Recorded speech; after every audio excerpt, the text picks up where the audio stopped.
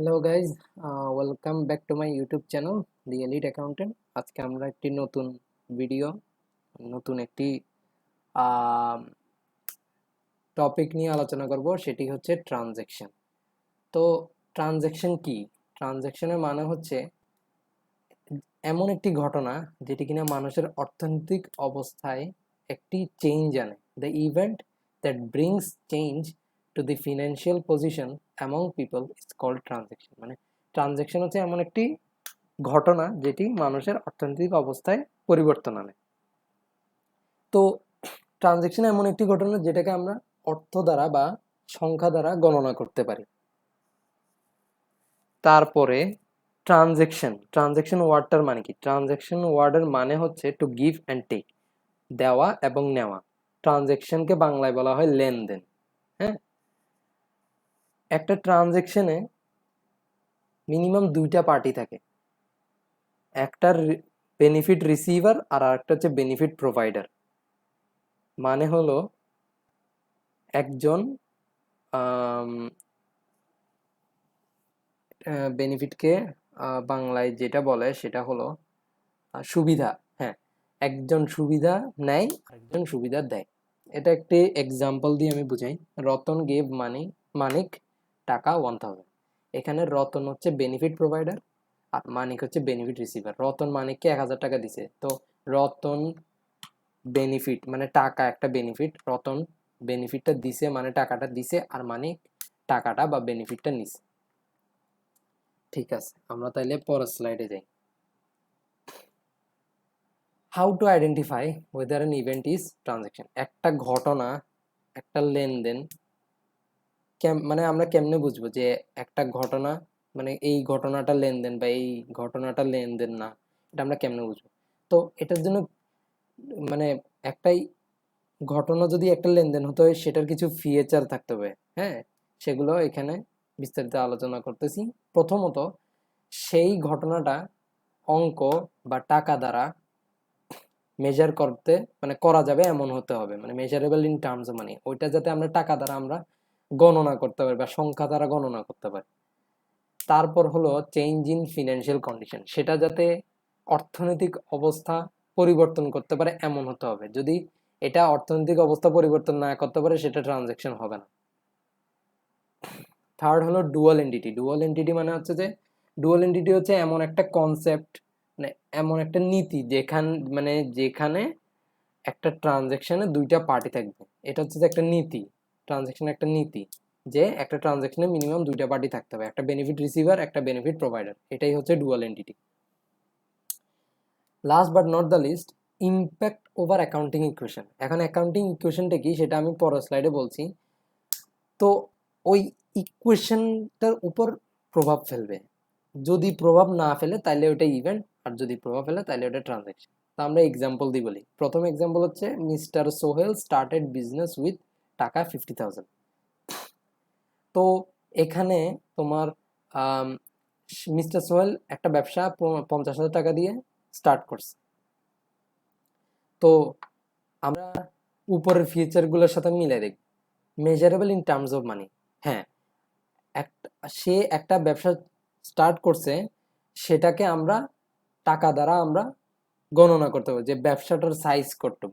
ব্যবসাটার size হচ্ছে 50,000 টাকার সমপরিমাণ।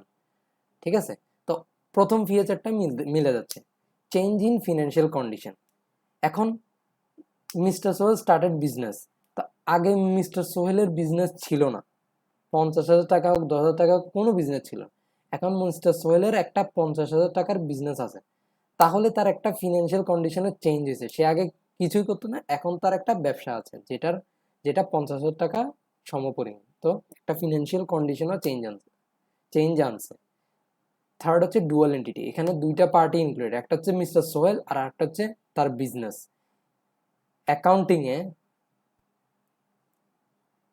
একজন ওনার মানে একটা বিজনেস এবং তার ওনার দুজনই কমপ্লিটলি ডিফারেন্ট মানুষ। হ্যাঁ, ওনারকে কখনো ব্যবসা এবং ওনার কখনো এক না। এটা হচ্ছে যে অ্যাকাউন্টিং এর নিয়ম। ব্যবসা আর ওনার কখনো এক না, দুজনই আলাদা আলাদা।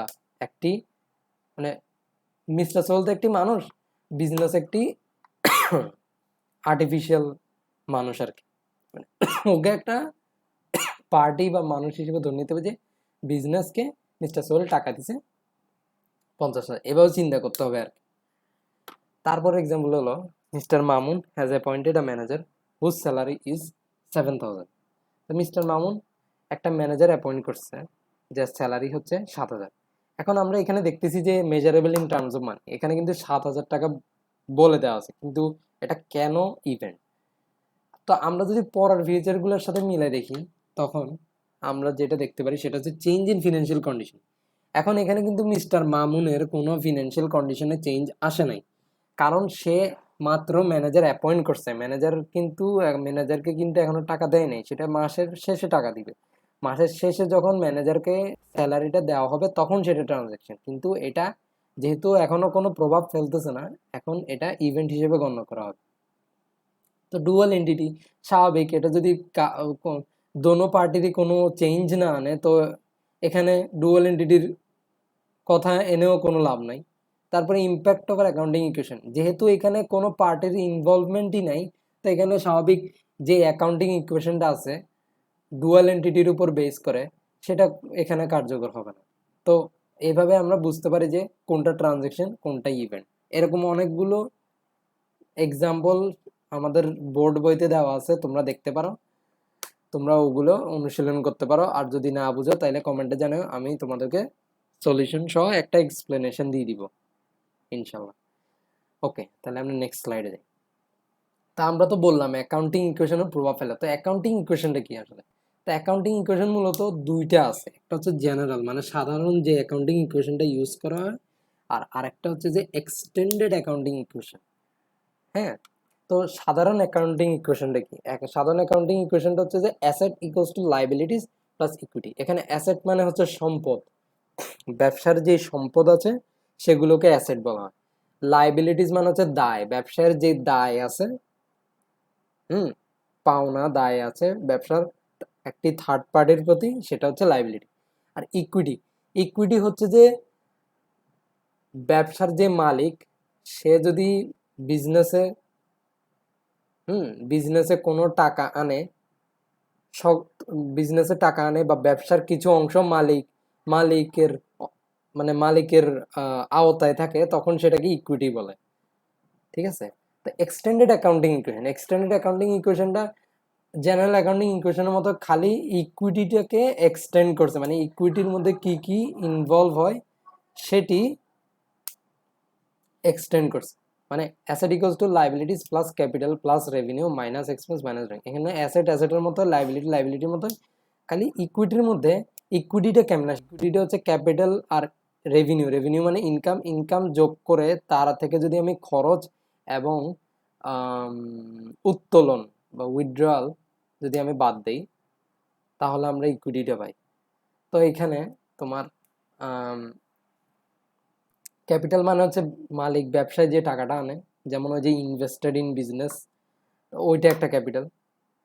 তারপরে রেভিনিউ হচ্ছে তোমার ব্যবসায় যে আয় হয়, পণ্য বিক্রয় দ্বারা কমিশন রিসিভ করা, এরপরে তোমার আরো বিভিন্ন মাধ্যমে যে আয়টা হয় সেটা রেভিনিউজের অন্তর্ভুক্ত। এরপরে এক্সপেন্স তো জানোই, খরচ, ব্যবসার খরচ, দোকান ভাড়া, ইলেকট্রিসিটি ভাড়া, তারপরে আরো বিভিন্ন খরচ আছে। আমি অন্য জায়গা থেকে পণ্য ক্রয় করলাম, ক্রয় করার পর সেগুলো নিয়ে আসার খরচ, ট্রান্সপোর্টেশন খরচ, এগুলো। এরপরে ড্রয়িংসটা একটু তোমাদের জন্য নতুন হতে পারে। সেটা হচ্ছে ড্রয়িংস মানে হচ্ছে উত্তোলন। এখন তোমাদের যাদের বাবার নিজস্ব ব্যবসা আছে, তখন তারা হয়তো দেখবা যে তোমরা তোমাদের যখন মানে তোমাদের যেই বাসায় প্রাইভেট টিচার রাখো বা স্কুলে যেই স্কুলে পড়ো, সেখানে কিন্তু বেতন দিতে হয়। তো মনে করো তোমার বাবার কাছে এখন বর্তমানে টাকা, মানে হাতে টাকা নেই, তখন তোমার আব্বু কি করে? তোমার আব্বু যেটা করে সেটা হচ্ছে ব্যবসার থেকে টাকা উত্তোলন করে তোমার টিউশন ফিটা দেয়। তো এটা ব্যবসার দিক থেকে একটা উত্তোলন ধরে নেয়, মানে তুমি ব্যবসা থেকে টাকা নিচ্ছ, হ্যাঁ, সেটা তুমি নিজের পার্সোনাল, মানে ওনার নিজের মালিক নিজের পার্সোনাল কারণের জন্য টাকাটা ব্যবসা থেকে উত্তোলন করতেছে। তো এটা হচ্ছে ড্রয়িং। তো এটা তোমার মাইনাস যাবে, ঠিক আছে। ইকুইটি মানে হচ্ছে বছরের শেষে মালিকের সম্পদ কতটুকু সেটা বোঝানো। এখানে আমি যদি সোজাভাবে বুঝাই, এই অ্যাকাউন্টিং ইকুয়েশনটার মানে কি, asset equals to liabilities plus equity. Asset মানে হচ্ছে এখানে ব্যবসার সম্পদ, এই সম্পদ দুই ভাবে আসে, একটা হচ্ছে থার্ড পার্টির থেকে আনা আর আরেকটা হচ্ছে মালিকের আনা। থার্ড পার্টির থেকে দায় হিসেবে যেটা আনি সেটা হচ্ছে লাইবিলিটি, আর মালিকের থেকে যেটা আনি ওটা হচ্ছে যে ওনার সিকিউরিটি, ঠিক আছে। তো ওই সম্পদটাকে ভেঙে আমরা লাইবিলিটিস প্লাস ইকুইটি বলি, যাতে আমরা বুঝতে পারি যে আসলে কোন সম্পদ কোত্থেকে আনা হয়েছে, কাকে ফেরত দিতে হবে আর কারটা রেখে দিতে হবে, ওইটা বোঝানোর জন্যই এই সিস্টেমটা লুকআপ এসিউলি বের করছে। ওকে, আমরা নেক্সট স্লাইডে যাই। তো একটা ট্রানজেকশন মানে কখন কখন একটা ট্রানজেকশন হয়, হ্যাঁ, সেটা মানে কখন একটা ঘটনা একটা লেনদেন হবে সেটার কিছু প্রিরিকুইজিট বা কিছু নিয়ম কানুন আছে, মানে এই টাইমে হবে বা এরকম হইলে এরকম হবে। তো এখানে 5টা কারণ আছে। যদি টোটাল অ্যাসেট ইনক্রিজ হয়, মোট সম্পদ যদি বাড়ে, তাহলে মোট দায় মানে টোটাল লাইবিলিটি বা টোটাল ওনার সিকিউরিটি বাড়বে। আমরা উপরে যেই ইকুয়েশনটা আছে ওইটা দিয়ে চিন্তা করি, এ ইকুয়ালস টু এল প্লাস ও ই। তো এখানে যদি অ্যাসেট বাড়ে, এ যদি ইনক্রিজ হয়, তাহলে এল প্লাস ও এর মধ্যে নয় এল ইনক্রিজ হবে নয় ও ই ইনক্রিজ হবে, নাইলে ব্যালেন্সিং কেমনে হবে। এখানে তো ব্যালেন্সিং করতে হবে, অ্যাকাউন্টিং হচ্ছে ব্যালেন্সিং করা, দোনো সাইড ব্যালেন্স করতে হবে। যদি তুমি ব্যালেন্স করতে পারো তাহলে তোমার অঙ্ক সঠিক, তোমার সবকিছু ঠিক আছে। কিন্তু তুমি যদি ব্যালেন্স না হয় তাহলে বুঝতে হবে ভিতরে কোনো ভেজাল আছে। তো এখানে অ্যাসেট বাড়লে সাধারণ মানে আমরা বলতে পারতেছি অন্য সাইডে নয় লাইবিলিটি দিতে পারবে নয় ওনার সিকিউরিটি দিতে পারবে। একইভাবে যদি অ্যাসেট কমে তাহলে লাইবিলিটি কমবে, না হয় ওনার সিকিউরিটিতে কমবে। হ্যাঁ, থার্ড কন্ডিশনে যায়, যদি একটা অ্যাসেট বাড়ে আর একটা অ্যাসেট কমবে। এখন এটা হচ্ছে একতরফা চেঞ্জ, অ্যাসেট একটা বাড়লে আর একটা কমবে, মানে ব্যালেন্সিং হয়ে যাবে। মনে করো তুমি, তোমার কাছে একটা মোবাইল আছে, সেটা তুমি 10,000 টাকা দিয়ে বিক্রি করে দিছো। এখন তোমার মোবাইল 10,000 টাকার মোবাইল গেছে গা, তোমার একটা অ্যাসেট কমে গেছে। আর তুমি যে 10,000 টাকা পাইছো বিক্রি করে, ওই ক্যাশ ক্যাশ কিন্তু একটা অ্যাসেট। তো তোমার 10,000 টাকা গেছে, 10,000 টাকা, 10,000 টাকার মোবাইল গেছে, 10,000 টাকার ক্যাশ আসছে, তো এদিকে বাড়ছে এদিকে কমছে, এটা আর কি। এরপরে তোমার ফোর্থ কন্ডিশন আসে, if owner security increases liability will decrease. তো আমরা এটাও একতরফা, যদি ওনার সিকিউরিটি বাড়ে তাহলে লাইবিলিটি কমবে, আর যদি ওনার সিকিউরিটি কমে তাহলে লাইবিলিটি বাড়বে। মানে একটা বাড়বে একটা কমবে, মোট কথা ব্যালেন্সিং হইতে হবে, একটা বাড়লে আর একটা কমতে হবে, ঠিক আছে। আমরা যদি দুই তরফা চিন্তা করি, তাহলে যদি লেফট সাইড বাড়ে তাহলে রাইট সাইডও বাড়বে, লেফট সাইড যদি কমে রাইট সাইডও কমবে। আর যদি আমরা একতরফা চিন্তা করি যে এল বাড়লে ও ই কমবে, ও ই বাড়লে এল কমবে, মানে ইকুইটি বাড়লে এল কমবে, ইকুইটি কমলে এল বাড়বে। তো তোমরা ইকুয়েশন দিয়ে বোঝার চেষ্টা করো, মানে একটু লজিক্যাল, মানে লজিক্যাল জিনিস এগুলো, লজিক মানে লজিক দিয়ে চিন্তা করলে দেখবে যে আরে এটা তো পানি বাদ, ঠিক আছে। ওকে, আমরা নেক্সট স্লাইডে। তো তোমাদের সিকিউতে একটা প্রশ্ন, মানে একটা সিকিউ সবসময় কমন আসে, এবং ওটার বি নাম্বার বা সি নাম্বার যেটা বলা, ওখানে কমন একটা কোয়েশ্চেন আছে যে show the impact transactions over accounting equation, ঠিক আছে। এটা হচ্ছে থিওরিটিক্যাল, ঠিক আছে। থিওরিটিক্যাল বলতে আমি যেটা আগে বললাম যে অ্যাকাউন্টিং এ সবসময় অঙ্ক আসে, তো এটাও এক ধরনের অঙ্ক, বাট একটু থিওরিটিক্যাল। তো তোমাদের প্রশ্নে কেমন দিতে পারে, তোমাদের প্রশ্নে ডেট দেওয়া থাকবে আর ট্রানজেকশন দেওয়া থাকবে, হ্যাঁ, তোমাদের ডেট দেওয়া থাকবে আর ট্রানজেকশন দেওয়া থাকবে। তো তোমরা এটার সলিউশন যেমন করবা সেটা হচ্ছে যে তোমরা ডেটের কলামটা আঁকবা, রিলেটেড অ্যাকাউন্টস কলামটা আঁকবা, এফেক্টস অন অ্যাকাউন্টিং ইকুয়েশন কলামটা আঁকবা। ট্রানজেকশন আমি এখানে দিছি শুধুমাত্র তোমাদের একসাথে সাইড বাই সাইড বুঝিয়ে দেওয়ার জন্য, ঠিক আছে। তোমাদের পরীক্ষায় ট্রানজেকশন কলামটা করতে হবে না, এটা ম্যান্ডেটরি না, হ্যাঁ, এটা শুধু শুধু সময় খাবে, কোনো দরকার নেই। আচ্ছা, তাহলে আমরা প্রথম ট্রানজেকশনটা দেখি। ইনভেস্টেড টাকা 5,000 ইন বিজনেস, আমি ব্যবসায় 5,000 টাকা ইনভেস্ট করছি। তাহলে আমরা বিজনেসের পার্সপেক্টিভে চিন্তা করবো, বিজনেসের দিক থেকে চিন্তা করবো। তা বিজনেসের দিক থেকে আমার ব্যবসায় টাকা বাড়ছে, আমি 5,000 টাকা আনছি যে আমার ব্যবসায় টাকা বাড়ছে, তাইলে টাকা মানে নগদ ক্যাশ, তো ক্যাশ হিসাব এখানে অন্তর্ভুক্ত। তারপরে আমার বিজনেসে 5,000 টাকা বাড়ছে, বিজনেসের আমার মূলধন বাড়ছে, তো মূলধন হিসাব বা ক্যাপিটাল অ্যাকাউন্ট বাড়ছে। ঠিক আছে, তো এটা হচ্ছে রিলেটেড অ্যাকাউন্ট। হ্যাঁ, তো এখানে যেহেতু ক্যাশ বাড়ছে, তো ক্যাশ মানে কি, ক্যাশ মানে হচ্ছে অ্যাসেট, তো ক্যাশ বাড়া মানে অ্যাসেট বাড়া, তাই আমি এখানে লিখলাম এ ইনক্রিজ, মানে অ্যাসেট ইনক্রিজ, এভাবে লিখতে হবে। তারপরে তোমার এখানে যেহেতু মূলধন বাড়ছে, ক্যাপিটাল অ্যাকাউন্ট, মানে ওনার সিকিউরিটি ইনক্রিজ হবে, মানে ই ইনক্রিজ হবে।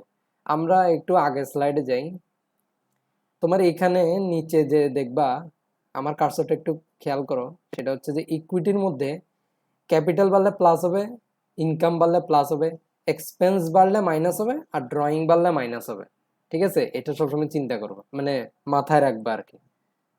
ওকে, তো যেহেতু এখানে ক্যাপিটাল বাড়ছে, তো আমার ই বাড়বে। ওকে, তো আমরা জানুয়ারি 2 তারিখে যাই। জানুয়ারি 2 তারিখে বলছে পেইড রেন্ট টাকা 3,000, আমি ভাড়া দিছি 3,000 টাকার ভাড়া দিছি। ঠিক আছে, তাহলে আমার এক্সপেন্স বাড়ছে, ভাড়া কিন্তু একটা এক্সপেন্স, এক্সপেন্স বাড়ছে, আর ক্যাশ কমছে, আমি 3,000 টাকা দিয়ে দিছি, আমার ক্যাশ কমে গেছে।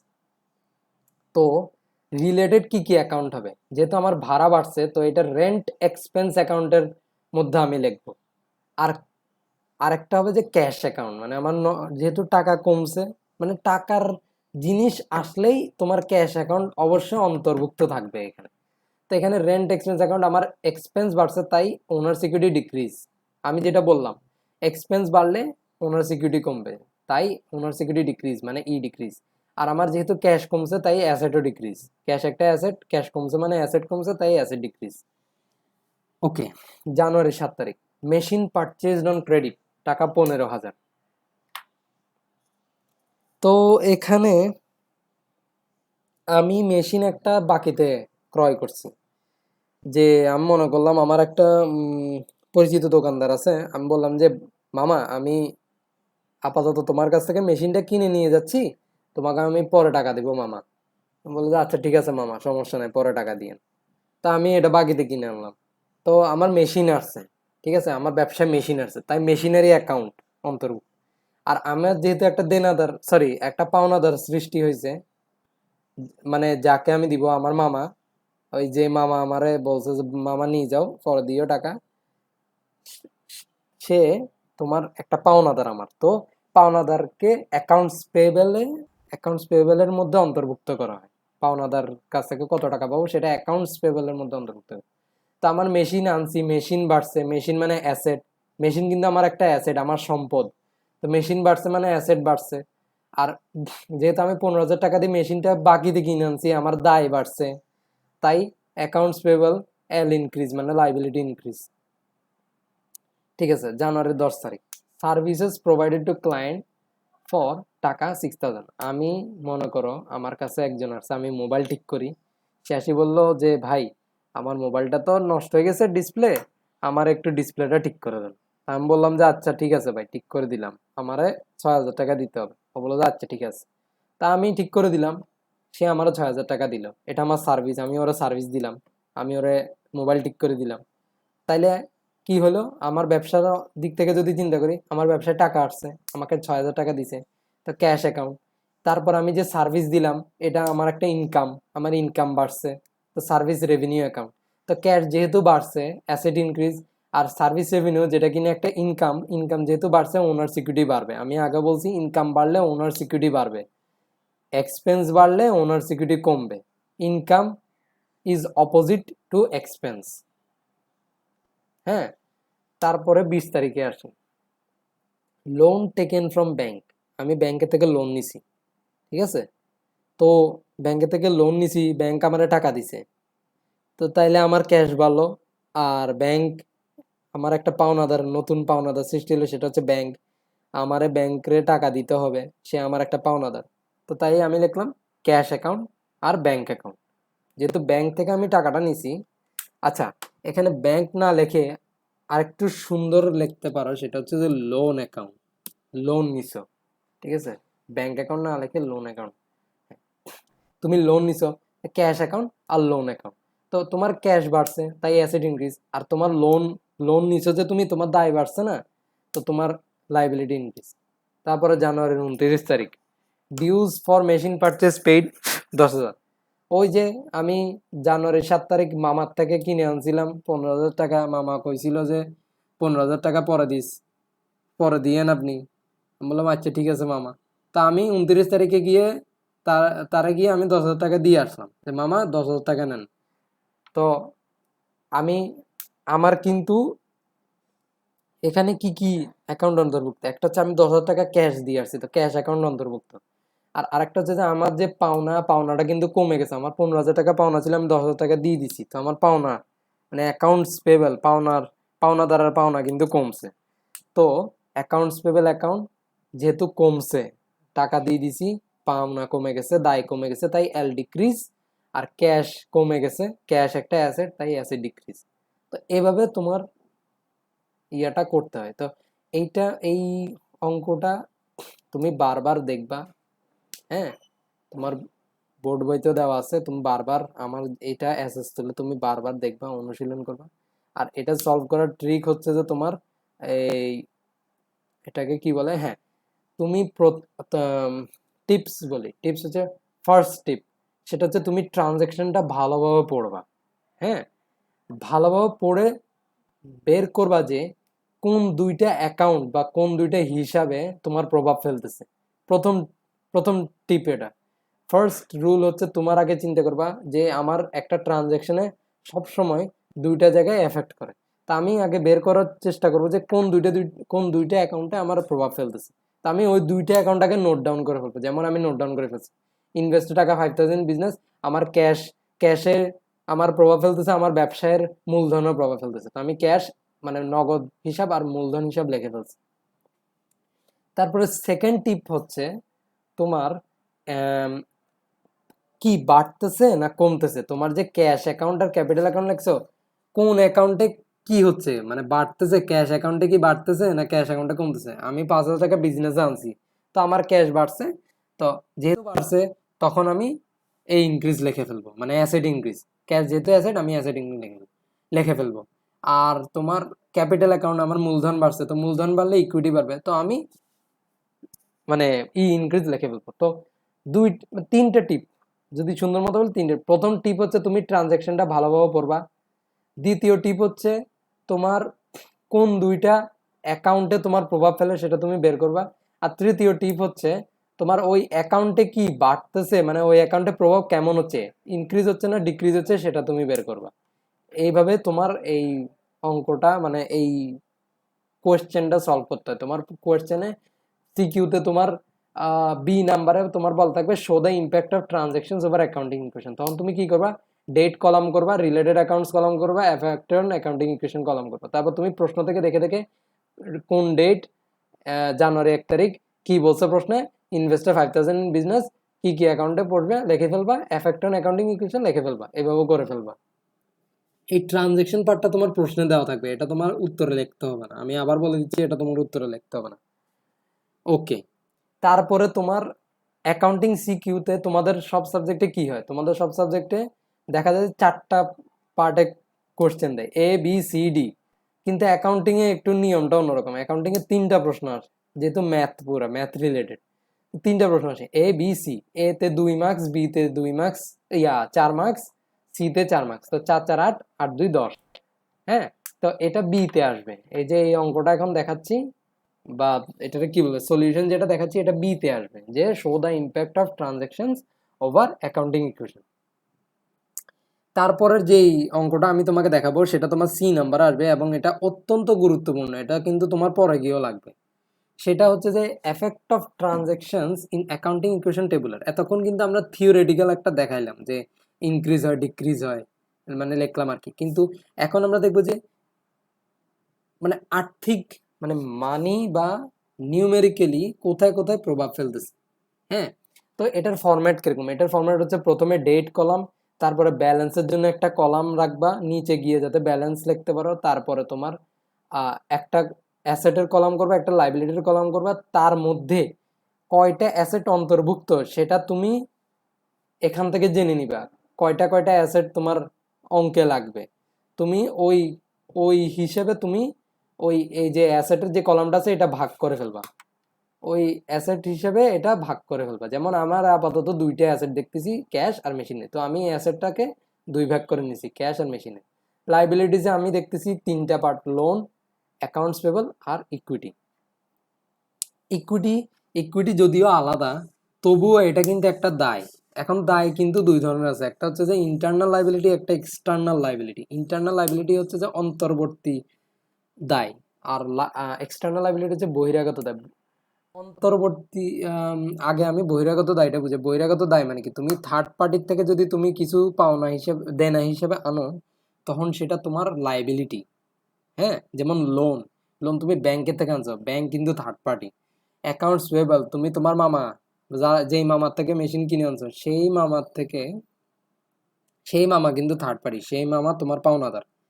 হ্যাঁ, সেটা হচ্ছে এক্সটার্নাল লাইবিলিটি। ইন্টারনাল লাইবিলিটি হচ্ছে ওনারের লাইবিলিটি। ওনারও কিন্তু একটা পাওনাদার। ব্যবসা ওনার কিন্তু ব্যবসাতে যে টাকাটা ইনভেস্ট করতেছে, যদি কোনো কারণে ব্যবসার কিছু হয়ে যায়, তখন কিন্তু ব্যবসা ওনারকে তার টাকাটা ফেরত দিতে হবে। না পারলে, মানে যদি সম্ভবই না হয় ওটা অন্য বিষয়, কিন্তু ব্যবসা যদি বন্ধ হয়ে যায়, তাহলে ওনারকে টাকাটা ফেরত দিতে হবে। তো এটা একটা দায় হিসেবে ধরে নেওয়া হয়। তো তাই ইকুইটিকে আমি লাইবিলিটিজে অন্তর্ভুক্ত করছি। হুম। তারপর লাস্ট কলামটা হচ্ছে রিমার্কস।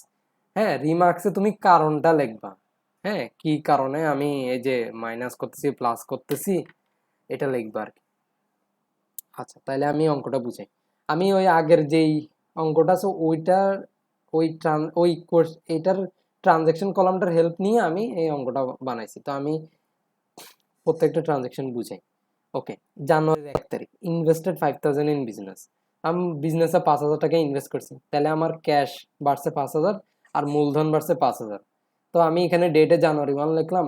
তারপরে অ্যাসেটের আন্ডারে ক্যাশের মধ্যে আমি 50,000 আমার ক্যাশ বাড়লো। হ্যাঁ, তারপরে আমার মূলধন বাড়ছে, মূলধন মানে ক্যাপিটাল বাড়ছে, ক্যাপিটাল বাড়লে কিন্তু ইকুইটি বাড়বে। এই যে আমি যে এখানে ইকুইটি লিখছি, ইনক্রিজ। হ্যাঁ, এটা কিন্তু আমরা এখন নিউমেরিক্যালি দেখাচ্ছি কোথায় কিভাবে ইনক্রিজ হচ্ছে। এই যে 50,000, এখানে আমি নর্মালি যে ফিগারগুলো লিখছি এগুলো কিন্তু প্লাস, হ্যাঁ, যোগ, আর এই যে ব্র্যাকেটে যেগুলো লিখছি এগুলো কিন্তু বিয়োগ। হ্যাঁ, এই সিস্টেমে লেখাটা সুন্দর। তোমার এখানে তোমার মাইনাস দিয়ে যদি লেখো, তাহলে অঙ্কটা একটু বাজে দেখায় আর কি। তো তুমি যদি ব্র্যাকেটে লেখো একটু সুন্দর লাগবে দেখতে। প্রেজেন্টেশন কিন্তু একটা ব্যাপার স্যাপার আছে অ্যাকাউন্টিং এ। তোমার পুরো অঙ্কটা ঠিক হইলেও তোমার কিন্তু প্রেজেন্টেশনের জন্য কিন্তু আলাদা মার্কস আছে। তুমি যদি পরিপাটিভাবে অঙ্কটা না করো, তোমার স্যার কিন্তু 1 মার্কস কেটে নিতে পারে। তো প্রেজেন্টেশন তুমি ওইভাবে করে নিও। আচ্ছা, তো আমরা সেকেন্ড ট্রানজ্যাকশনে যাই। January 2 তারিখ, পেইড রেন্ট 3,000। তো আমি ভাড়া দিছি, তো আমার খরচ হয়েছে, খরচ বাড়ছে, আর আমার ক্যাশ কমছে। তাই আমি এখানে 3,000 টাকা ক্যাশ কমাই দিলাম। আর আমার খরচ যেহেতু বাড়ছে, ওনার সিকিউরিটি কিন্তু কমবে, খরচ বাড়লে ওনার সিকিউরিটি কমে। হ্যাঁ, আর আরেকটা জিনিস বলতে ভুলে গেছি, January 1 তারিখ যে আমি ক্যাপিটাল ইনভেস্ট করছি, এই যে 50,000 যে লিখছি, পাশে কিন্তু পাশে কিন্তু ক্যাপিটাল ইনভেস্টেড লিখতে হবে আমাকে। ঠিক আছে, ক্যাপিটাল ইনভেস্টেড এটা কারণটা কিন্তু লিখতে হবে। এটা একটা নিয়ম। ঠিক আছে, এরপরে 3,000 টাকা যে আমার খরচ হয়েছে, 3,000 টাকা কেন মাইনাস গেছে আমার ইকুইটি থেকে, সেটা আমি এক্সপেন্স লিখতে হবে, রিমার্কসে এক্সপেন্স লিখতে হবে। তারপর January 7 তারিখ, মেশিন পারচেজ অন ক্রেডিট। আমি মেশিনটা বাকিতে কিনে আনছিলাম 15,000। তো মেশিন, আমার ব্যবসায় মেশিন আসছে, তাই মেশিনের আন্ডারে 15,000 টাকা যোগ হবে। আগে তো কোনো অ্যামাউন্টই ছিল না, তাই 15,000 টাকা সরাসরি পড়বে এখানে। আর আমার যে পাওনাদার সৃষ্টি হয়েছে, সেটা আমি এখানে লিখবো 15,000। লাইবিলিটি বাড়ছে আমার 15,000। ঠিক আছে, তারপরে January 10 তারিখ, সার্ভিস প্রোভাইড করছি আমি ক্লায়েন্টকে 6,000 টাকার জন্য। তো আমার ক্যাশ বাড়ছে আর আমার ইনকাম হয়েছে, service revenue account, service revenue একটা ইনকাম। আমার ক্যাশ যেহেতু বাড়ছে, আমি এখানে ক্যাশ 6,000 লিখলাম, আর এখানে ইকুইটিতেও 6,000 লিখলাম। 6,000 প্লাস কেন হয়েছে, রেভিনিউ, রেভিনিউ বাড়লে ইকুইটি বাড়ে, আমি এখানে 6,000 লিখে দিচ্ছি। তারপরে লোন টেকেন ফ্রম ব্যাংক, টাকা 20,000। ঠিক আছে, আমি ব্যাংকের থেকে লোন নিছি। তোমার এখন আমি টাকা পাইছি, আমার ক্যাশ বাড়ছে, আর আমার পাওনাও বাড়ছে, মানে আমার লাইবিলিটিও বাড়ছে, লোনও বাড়ছে আমার। তাই আমি এখানে ক্যাশের আন্ডারে জানুয়ারি 20 তারিখ 20,000 ক্যাশ যোগ করব।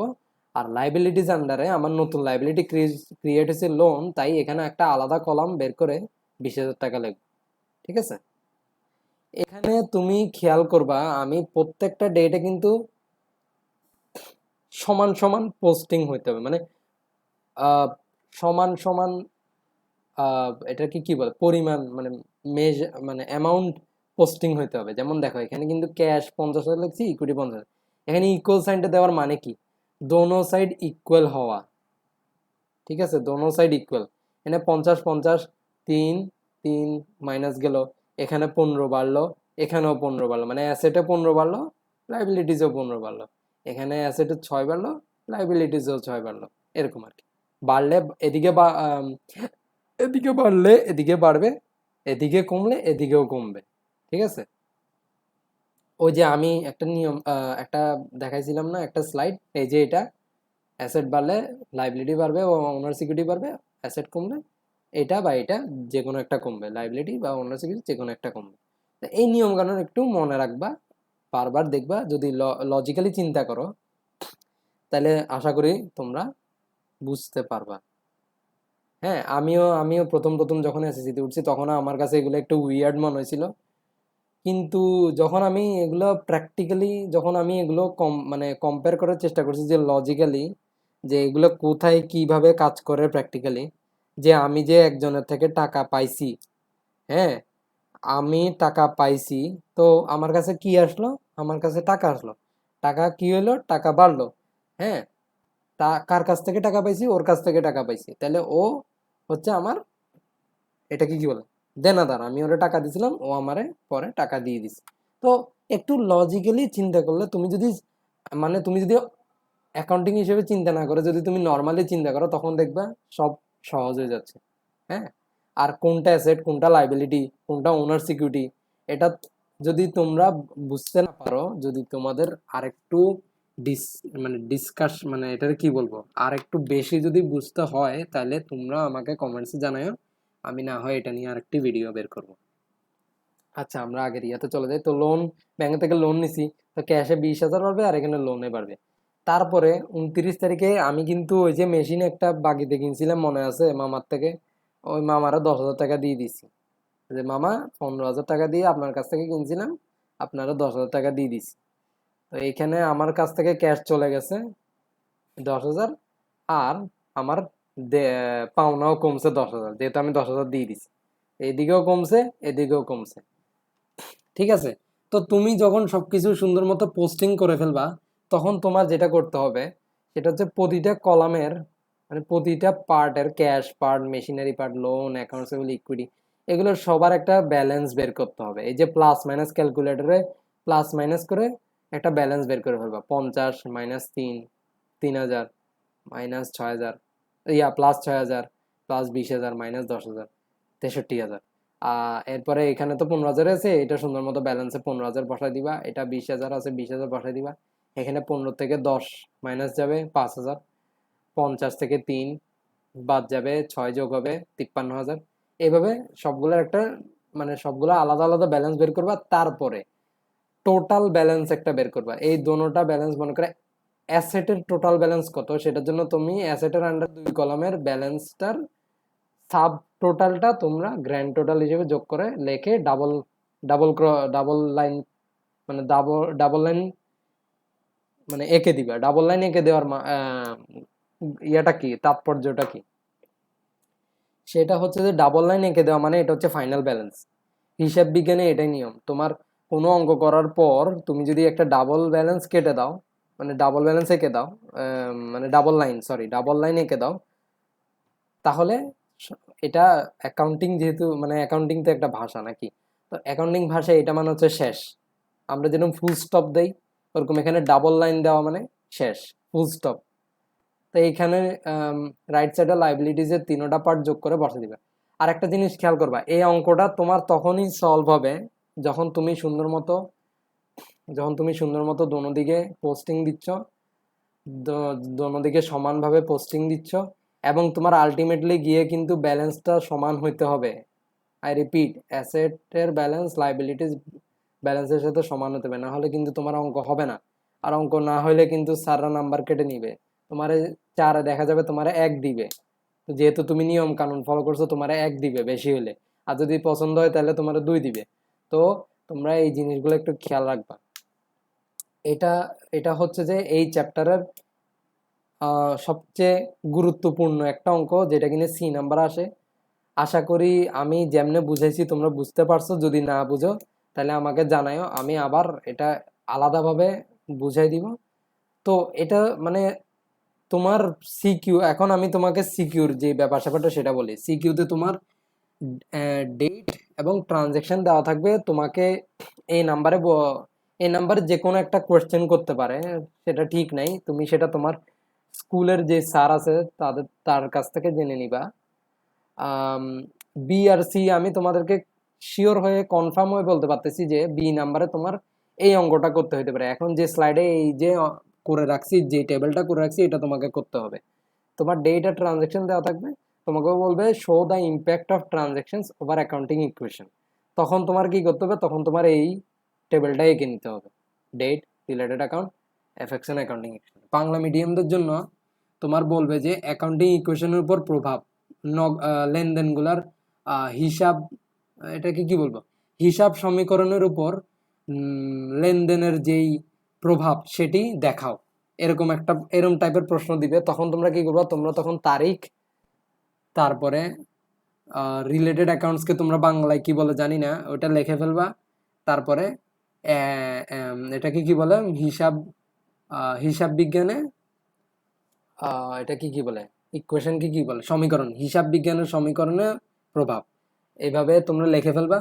তোমাদের বোর্ড বইতে কিন্তু এটা এক্সপ্লেন, মানে বোর্ড বই যারা বাংলা মিডিয়াম তাদের বোর্ড বইতে করা আছে, তোমরা এটা দেখে নিবা। আমি জাস্ট একটা সিম্পলি ধারণা দিচ্ছি। তো তোমরা প্রথমে ডেট, এখানে ট্রানজেকশনটা দরকার নাই সলিউশনে, তোমাদের ট্রানজেকশন কি এটা লেখার কোনো দরকার নেই। তোমরা খালি ডেট, রিলেটেড অ্যাকাউন্ট আর এফেক্ট অন অ্যাকাউন্টিং ইকুয়েশন, এই 3টা কলাম খালি লিখবা। যদি সবকিছু ঠিক থাকে স্যার তোমাদেরকে 4/4 দিয়ে দিবে, একেবারে কনফার্ম তোমাদের সবকিছু যদি ঠিক থাকে। হ্যাঁ, এখন এই অঙ্কটা সলভ করার টিপসটা বলি তোমাদেরকে। 3টা স্টেপ তোমাদেরকে ফলো করতে হবে। সেটা হচ্ছে, প্রথম স্টেপ, তোমাদের ট্রানজ্যাকশন যেটা আছে, প্রথমে যে ট্রানজ্যাকশনটা নিয়ে কাজ করবা সেটা তোমরা ভালোভাবে পড়ে নিবা। হ্যাঁ, দ্বিতীয় স্টেপ হচ্ছে, ওই ট্রানজ্যাকশনটা পড়ে তোমরা চিন্তা করবা কোন 2টা পার্টি বা কোন 2টা অ্যাকাউন্টে তোমার ওই লেনদেনটা প্রভাব ফেলতেছে। যদি আমি প্রথম লেনদেনের কথা চিন্তা করি, প্রথম ট্রানজ্যাকশনটার কথা চিন্তা করি, ইনভেস্টেড টাকা 5,000 ইন বিজনেস। তোমার ব্যবসায় আমি 5,000 টাকা ইনভেস্ট করছি।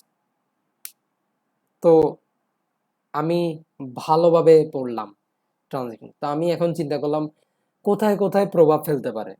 তো আমি দেখলাম যে ব্যবসায় 5,000 টাকা আনছি, তো তাইলে আমার ব্যবসায় ক্যাশ বাড়ছে।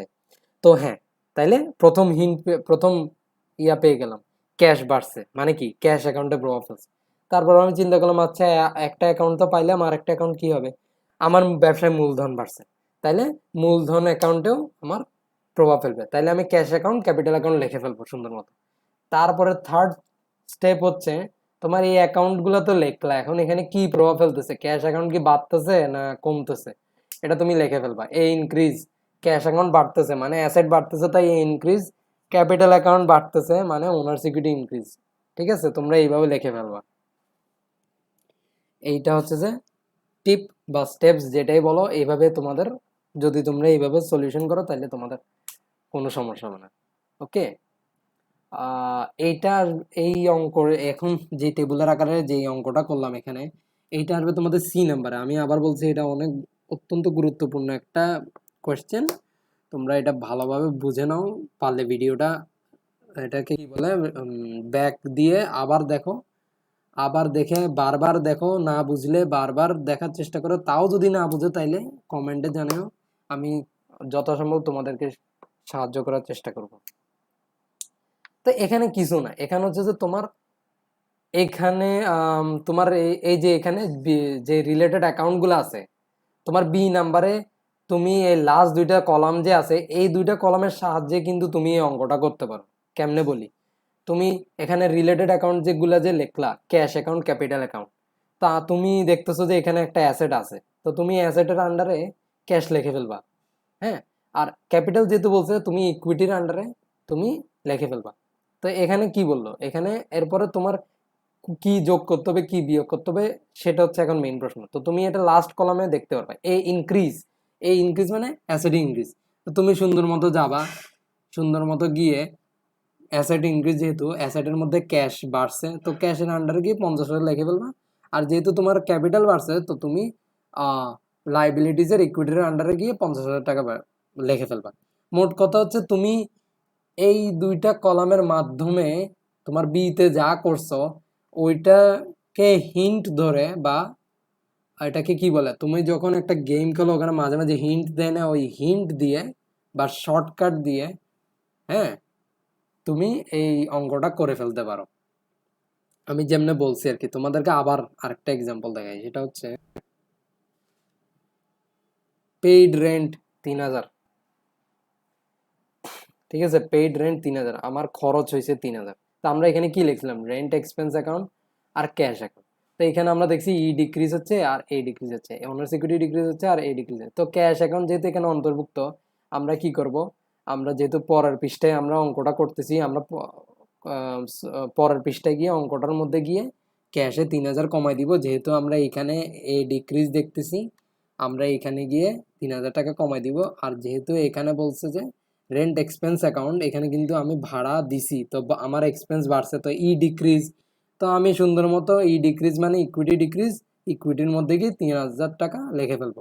তারপর আমি রিমার্কসে লিখে দিব এক্সপেন্স। হ্যাঁ, তো এখানে রিমার্কসটা আসলে কি জন্য দেওয়া হয়েছে, এই রিমার্কসটা দেওয়া হয়েছে ইকুইটির মধ্যে যদি কোনো চেঞ্জ হয়, প্লাস বা মাইনাস হয়, তখন রিমার্কসে গিয়ে লিখে দিবা কি জন্য হয়েছে। যেমন এখানে 3,000 টাকা মাইনাস হয়েছে কারণ এটা এক্সপেন্স, এখানে 6,000 টাকা প্লাস হয়েছে কারণ এটা রেভিনিউ। এটা জাস্ট ইকুইটিটাকে এক্সপ্লেন করার জন্য, যে তোমার ইকুইটিতে প্লাস মাইনাস হচ্ছে ভাইরে ভাই কি জন্য হচ্ছে। এটা তখন তুমি সাইডে গিয়ে তুমি দেখতে পারবা যে ও আচ্ছা ক্যাপিটাল ইনভেস্ট করছি, ও আচ্ছা ইনকাম বাড়ছে, ও তাইলে এই জন্য প্লাস হয়েছে। তো এইটাই আর কি। তো এইভাবে তোমার অঙ্কগুলো সলভ, এই মানে অঙ্ক দুইটা সলভ করতে, এই যে এই স্লাইডটা এবং এই স্লাইডটা দয়া করে অ্যাসেস তুলে রাখো বা ভিডিওটা আবার দেখো, বারবার এই দুইটা অঙ্ক প্র্যাকটিস করো। বোর্ড বইতে আরো এক্সাম্পল আছে, ওগুলো দিয়ে তোমরা করার চেষ্টা করো, নিজেকে টেস্ট করো, নিজেকে চ্যালেঞ্জ করো। আমিও প্রথম প্রথম বুঝতাম না, কিন্তু যখন করতে গেছি, করতে গিয়ে বাধা পাইছি, তারপর আমি বাধা পাওয়ার পর তারপর আমি আমার স্যারকে গিয়ে জিজ্ঞেস করছি যে কেন হয়েছে। তখন উনি বলল এটা হয়েছে এই জন্য। তো তখন আমি বুঝে গেলাম যে এখন থেকে আমাকে এভাবে করতে হবে। তো প্র্যাকটিস করতে করতে তোমাদের একটা হাতে চলে আসবে, তখন তুমি দেখবে যে তোমার আর তোমার এই ট্রানজেকশন একবার পরে তুমি বলতে পারতেছো যে ক্যাশ অ্যাকাউন্টে প্রভাব ফেলবে আর ক্যাপিটাল অ্যাকাউন্টে প্রভাব ফেলবে। তো তোমার বারবার প্র্যাকটিস করার, মানে বারবার প্র্যাকটিস করে করে কিন্তু তোমার মাথাও মানে ব্রেইনও শার্প হবে।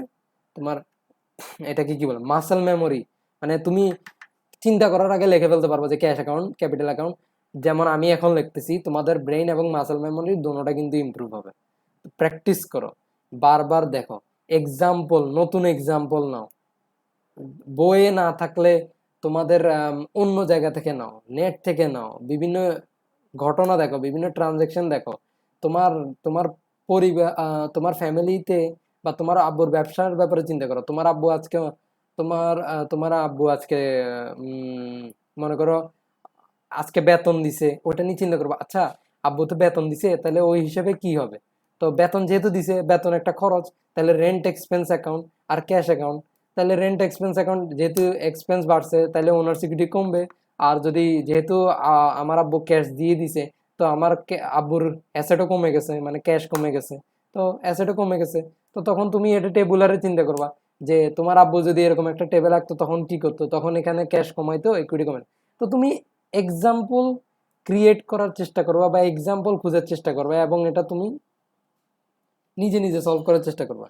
এটা তুমি একটা চ্যালেঞ্জ হিসেবে নিবা, একটা চ্যালেঞ্জ বা একটা ট্রাই। হ্যাঁ, ম্যাথ কিন্তু তুমি দেখবা, ম্যাথ তোমার মাঝে মাঝে দেখবে যে তুমি একটা ম্যাথ যদি পারো, তাহলে দেখবে যে তোমার ওই ম্যাথটা অন্যভাবে করার ইচ্ছা হচ্ছে। ঠিক আছে, তো ওইভাবে তোমরা করবা। আশা করি সবাই বুঝতে পারছো। ঠিক আছে, তাহলে আজকে এটুকুই, বিদায় নিচ্ছি। যদি